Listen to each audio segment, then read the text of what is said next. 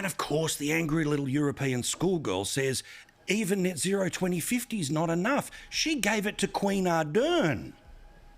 Then we must forget about net zero. We need real zero. Because distant net zero emission targets will mean absolutely nothing if we just continue to ignore the carbon dioxide budget that applies for today, not distant future dates. And for no reason, the single biggest reason I'll probably be a Republican soon. I haven't eaten meat and fish on 2 days a week. And I don't eat dairy products on 1 day a week. Now, I mean, that's one way to do it. If you did that, if more did that, you would reduce a lot of the pressure. Yes, it must take a lot of gas to heat a palace. Yes, yes, but I have tried for a very long time to make sure that the heating is done in a way that is as sustainable as possible. My old Aston Martin, which I've had for 51 years, runs on, can you believe this, surplus English white wine and whey from the cheese presses. Stop talking. Stop talking. I know Andrew's always worse, but stop talking. But there's a reason the Queen hates him. Yeah, there's a reason the Queen hates him and won't abdicate. Yeah, correct. But here's the thing, right? Again, I'm not going to argue whether we should or shouldn't. It's going to happen, all right? But cost of transition has always been fundamental to people, and the ultimate consequence of Australia and the rest of the world signing up to something that China doesn't have to sign up to. That's why people can't square the ledger. It's not because they're knuckle draggers and don't believe in climate change and all that other bullshit that people say when you talk about the transition bit, the next 10 years bit. Yeah, well, the point is, too, that it is just batshit crazy, the stuff we were hearing from all sorts of levels. You saw there, a teenage girl who hasn't even finished secondary school is lecturing the world on crazy stuff. You've got a bloke who once said he wanted to be a tampon, telling us he's running his car on cheese and wine, and he deigns to tell the rest of the world what to do while he lives in palaces.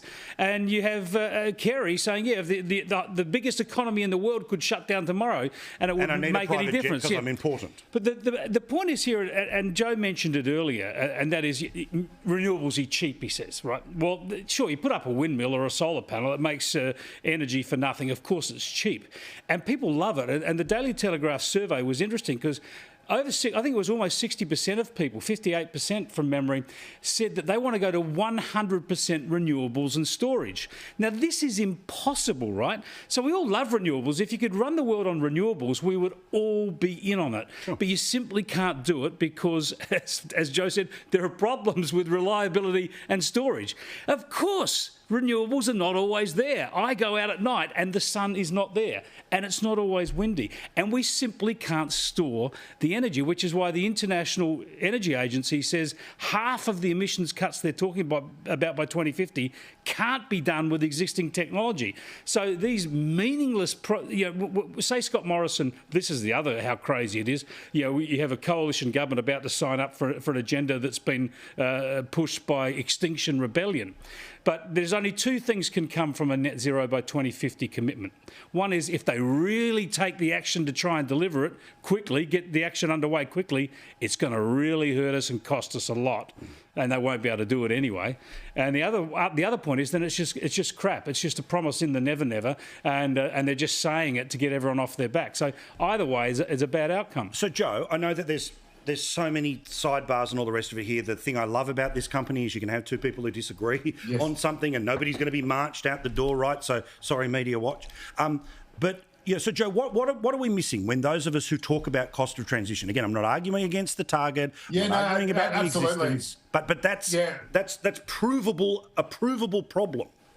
Yeah, look, absolutely. Look, the threshold for the Mission Zero series that we're doing is not what the inner city elites say that everyone else should do. It is through the eyes of the coal miner who is going to lose his job or the family who can't afford to pay any more for their power bills. And so that is the threshold that I personally set myself. You would have heard me talk about this every time I talk about this issue on this show, and that's very much the purpose of the series as a whole. And from what we've been able to gather, there is a net increase in jobs. And we all know that, figures can be sometimes heroic, and the modelling for jobs lost can be as rubbery as the modelling for jobs gained. Yeah. But there does seem to be a growing consensus, a growing majority view that there will be more jobs to be gained from this, that Australia is unique geologically and geographically in being positioned to take more advantage of a net zero economy than any other country in the world. And this is, we're not sort of listening to evangelical greenies on this. We're listening to engineers, we're listening to scientists who are innovators and entrepreneurs. We're listening to businessmen and women who actually want to make money out of this and think there is a way to make money out of this and create jobs out of this. So, and Chris is absolutely right. The technology isn't there at the moment for things like wind and solar to provide sustainable baseload power, but there are very exciting things happening with hydrogen. I think there needs to be a serious consideration of nuclear as well, whether that comes off as well. Again, the technology for these small modular reactors that have got people so excited isn't quite there yet either, but it is on the way. And 10 years ago, solar and wind were much more expensive and they were much more unreliable. These days, with batteries, they are able to store much more than they ever thought. And the technology itself is cheaper than we ever thought, to the point where I understand that the government agency who's obliged to hand out grants to these renewable power companies simply can't give it away because they're actually able to make it more efficient. So I think technology and, frankly, capitalism and innovation will conquer this thing. So, Stephen, I want to ask you your political brain. Let's jump forward to March next year when it's an election. Both sides want it. There'll be degrees about how quickly or how firmly. How present do you think this is in voters' minds, and do you see it as a schism that can help deliver the lack of preference discipline that, of course, helped the Morrison government in 2019 get back over the line?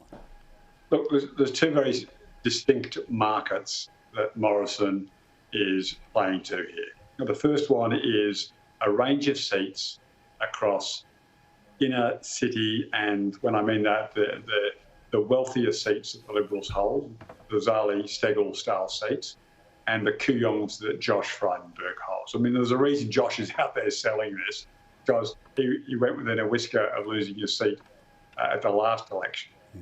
And so they are looking to just neutralise. Even if they just put 5% on their base vote of people who were going to go somewhere else coming back to them, mission accomplished. They could regain Zali Steggall's seat, but they certainly will be in a much stronger position to hold all of their seats are under threat from those independent voices for climate. So that's their first problem. The second one is managing the pork barrelling that then is going to come from this. I mean, can you imagine giving a bloke who says, I don't care if you think it's all going to be targeted to Liberal and National marginal held seats to prop them up? Tough. That's what's going to happen. I mean, the Deputy Prime Minister, to be fair to Barnaby, does not care. So there'll be masses of money to go into particularly some regional seats, but especially those Queensland seats and probably a few seats in Western Australia. So the money that the Nationals will get will be used to try and what we call sandbag seats that they hold in regional Queensland and in Western Australia. And they'll be looking to use the actual position, whether I'm with Chris, that they don't believe it.